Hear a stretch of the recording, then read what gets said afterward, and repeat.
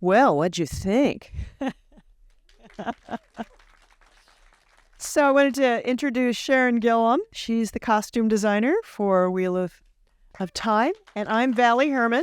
I write for the LA Times. I do a lot about costume design. So hopefully you'll learn more about costume design reading the LA Times and from our discussion tonight. So Sharon, oh my gosh. We talked a little bit ahead of time. So this was quite a production for her. So Sharon was based in Prague, and they also had to move to Morocco at one point. And I wanted to ask, first of all, how you came to this production. You took over from another costume designer who's kind of known in the fantasy space. So I took over from Isis Mussenden, who's a very talented costume designer who did season 1, and I came in for season 2.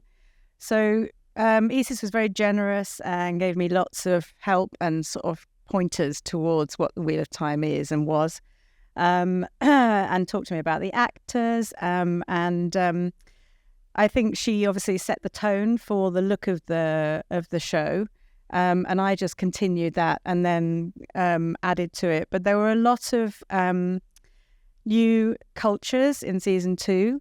And a lot of new characters and looks and costumes. So I also sort of developed it myself, taking her ideas as a starting point. Wow, season 2 was so everywhere. It was, lots of new lands, people all over the place.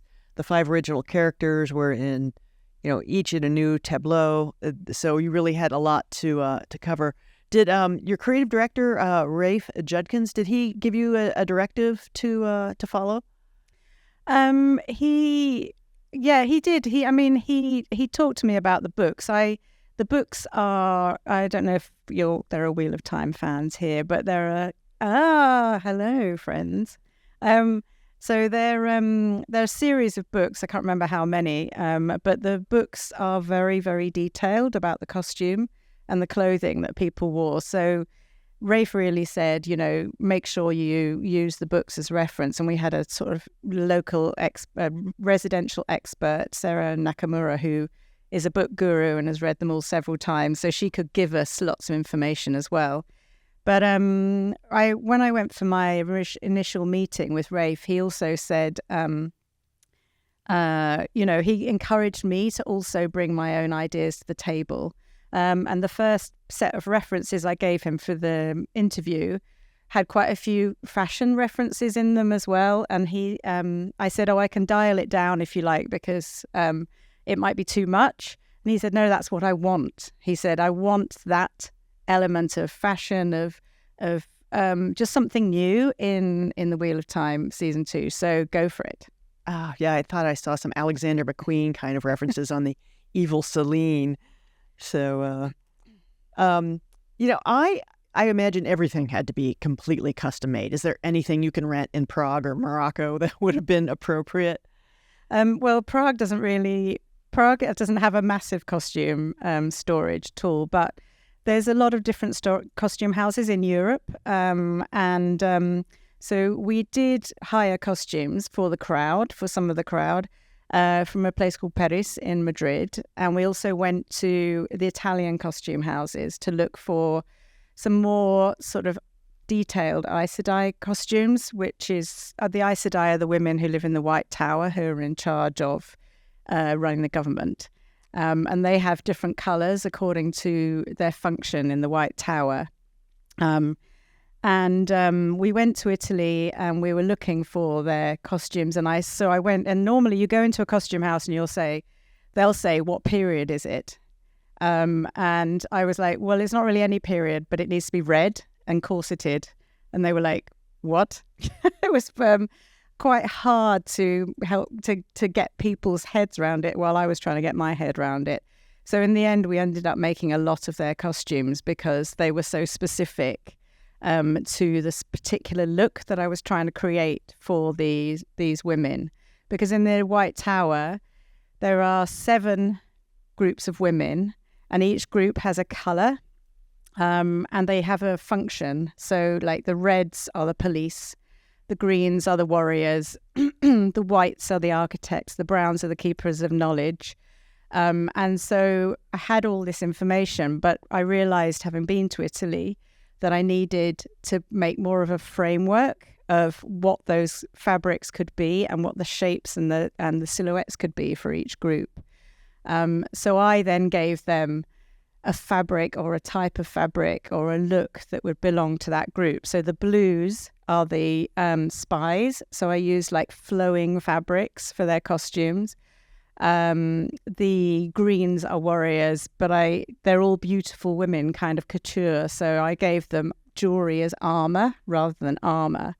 And the browns, the keepers of knowledge, wear kind of more functional clothing, like librarians, shall we say.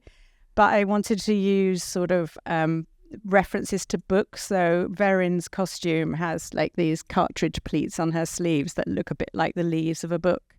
So every group had its own little set of iconography in terms of fabrics and shapes and silhouettes. You know, I love that you had the books as a guide, colors as a guide, and somewhat their purpose as a guide. But I imagine you had to tie each group of costumes and each culture to another set of aesthetic influences. Can you maybe elucidate on a couple of those? Like, you know, where you pulled from? Yeah, so there's, I don't know if you've seen the costumes in the foyer that are from season 2. So the very elaborate ones on the left-hand side, the Shongshan, their culture. So in the Wheel of Time, it's a world that exists with a map. And in this map, you see each culture or nation, as they're called. And each nation is a mix of 2 cultures from our world. So, for example, the Shongshan are a mix of Mesoamerican and Imperial Chinese. So you can take information from both of those cultures. And in that case, I used like the armor was very much the Chinese influence and the kimonos. The colors were Mesoamerican. And then we also introduced a bit of using feathers because we didn't want to make it like too culturally appropriate, as in too much cultural appropriation. We wanted to use these cultural references and make something new. You know, those costumes were so amazing. I think, you know, everyone looking at it will go, wow, that's quite a headpiece. So let's talk about High Lord Turok. Did I say it right? Yeah.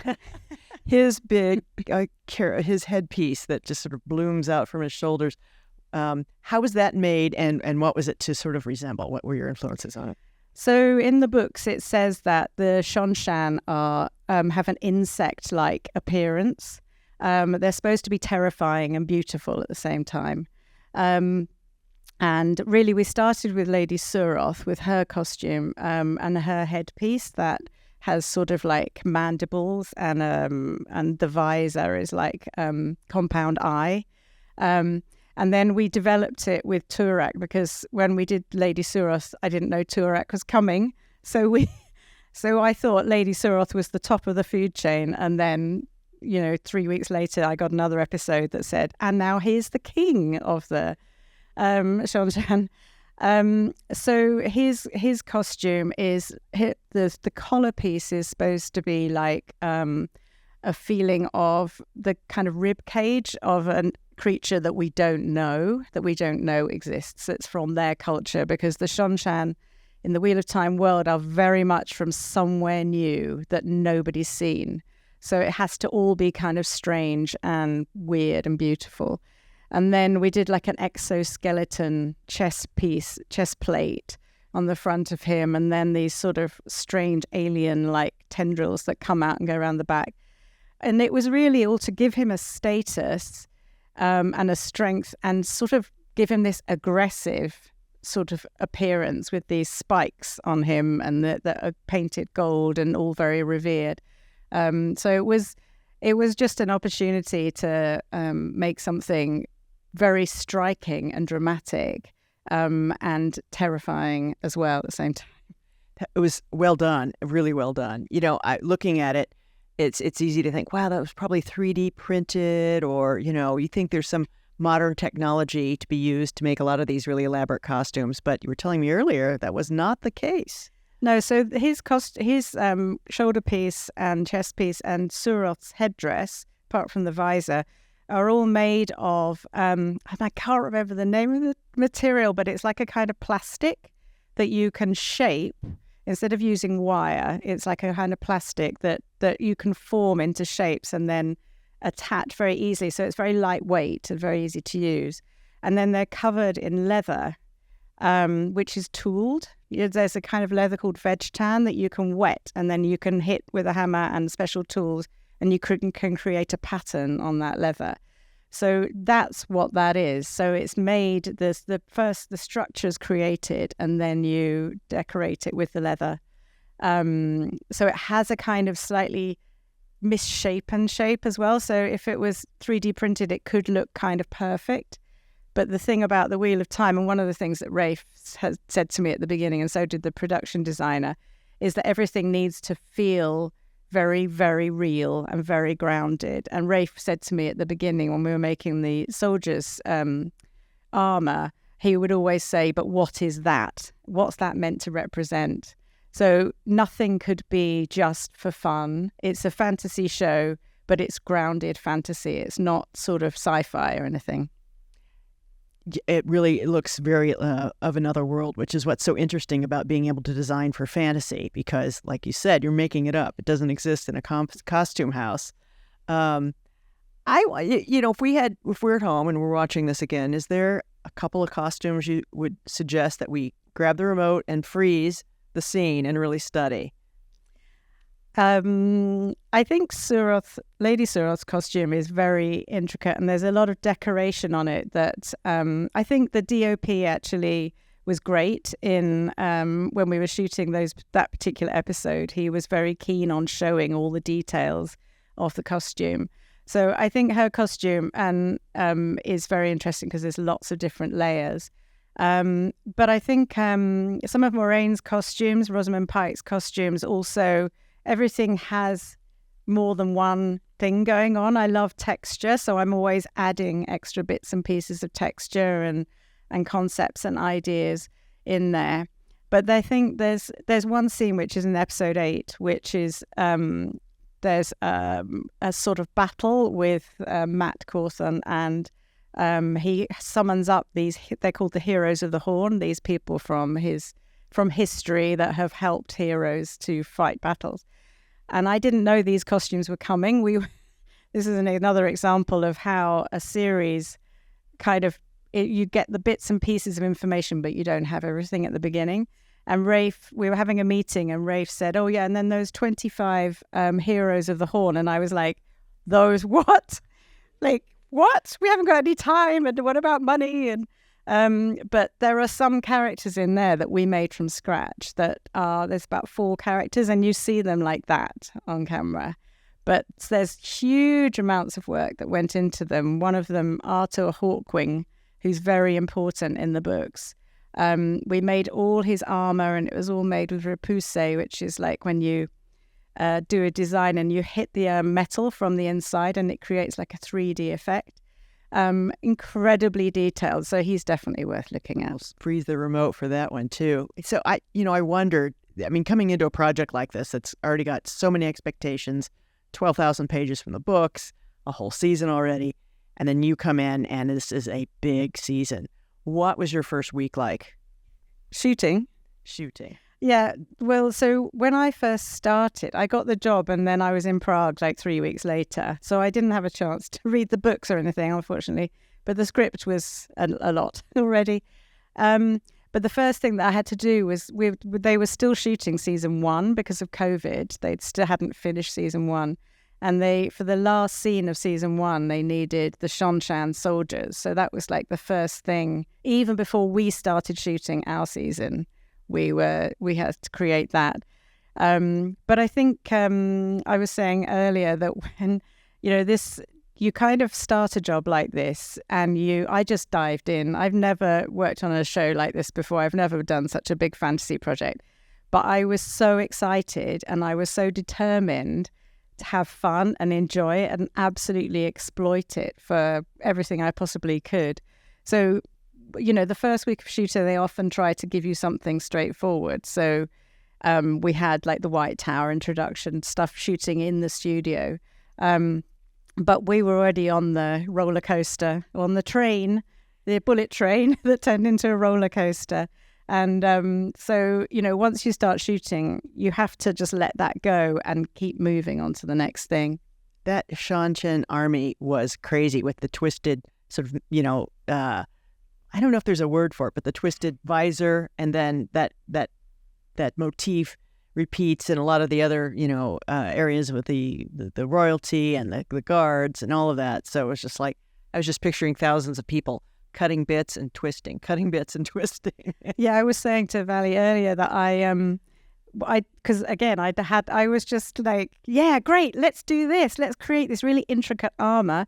Spent 3 or 4 weeks developing this armor, and then the paint effect that's added onto it, because the Shanchan come from overseas, so their color palette was Mesoamerican, but also like rusted metal. That was the idea. And the armor all had to have this paint effect put on it afterwards, and gold foiling, so it looked like it was made of metal underneath. And so we made one, and it was like, yeah, great, this is it. Everybody was happy, and Rafe was happy, and the studio was happy. And then somebody said, yeah, now we've got to make 120 of these. I had an army for your army. Yeah, we did, exactly. We had so many people, just because it's all so labor intensive. And another thing about the Wheel of Time is that everything that's in the show, all the costumes and the environments, should look as if they come from pre-industrial revolution. So things need to look like they're made by hand. So printing needs to be screen printed. The leather needs to look like it was made by hand, stitched by hand, which it was, actually. We used a few machines that you turn with a wheel, but most of it was done by hand. So it was incredibly labor intensive, but I think it feels like, you can touch it and you believe it, because it feels like it's made by human beings and not by machines. You watch the show, and from episode to episode, you can really kind of get a sense of where everybody's from, which I think was a real compliment to your talents and the organization of the whole production. And I laughed because toward one of the end of the episodes, maybe it wasn't this one, he says, "Oh, Two Rivers." But he just looks at him and knows he's from Two Rivers. And I thought, yeah, you kind of can tell he's from Two Rivers. So what was your kind of guiding light for how the people from Two Rivers would look? That's our heroes. Perrin is the only one really, and Matt, who are still sort of connected to Two Rivers as such in this season. And so I used what Isis had done really, and the color palette from that place. But what I was going to talk about was Cairene, actually, which is another culture, yes, which is where Moraine's from, and where we find Rand at the beginning of, the end of, I think it's episode 2 or episode 1. And that culture is a mix of French and Japanese. And so we use like the kimonos for the Japanese look for men and women. And we made sort of frock coats with kimono sleeves and stuff like that for the men. And then the French part was like, I used French national traditional costume. So big hooped skirts, and the white sort of headdresses come from the French sort of side. And then we also used so there's 2 places in that world. There's the inner city, it's called. And then there's the foregate, which is the sort of slum outside. And Rand is in the slum. And his jacket, so it's not the one that we saw in this episode, it's at the beginning of the season, is using a Japanese technique called sashiko, which is like stitching on top of layers of patched fabrics. Or it's like a mending technique. Yes, exactly. Okay. And it's very revered in Japan. But it was great that it worked in this culture as well. So the jacket that we made for him is all hand stitched, and we had like 4 versions of it for stunts and various other things. And is a beautiful thing, and it's really interesting to have the opportunity to do something that's traditionally Japanese, that isn't just the kimono, that gives value to the Japanese side of it and creates also something very interesting visually for one of the main characters. That's such interesting background. I want you all to appreciate how much the logistics of this job were under her control, too. Not only was she shooting in Prague with a whole huge team, but they had to ship everything internationally over to Morocco. And you were saying there was in one day, it was just 150 characters. And they all had stunts and they all had multiples so it's just, talk about how you had to pack up some of those costumes to get them over to Morocco. Well, when you're moving from country to country or continent to continent like that, you have to, I'm sure you all know this, but you have to make it what's called a carnet. So you have to list all the costumes, what they're made of, where they're from, and so on, and list it all. And so it can go through customs and come out the other side and all still be intact. So it's a huge logistical situation that while you're shooting, you need a team of people who are just doing that, cataloging everything. And then it's shipped, and then another team of people at the other end receiving it, taking it out, making sure all the costumes are still together, all the principals' costumes, all the jewelry, everything is still in one place. So it's being a costume designer on a job, any job, is organizationally really important.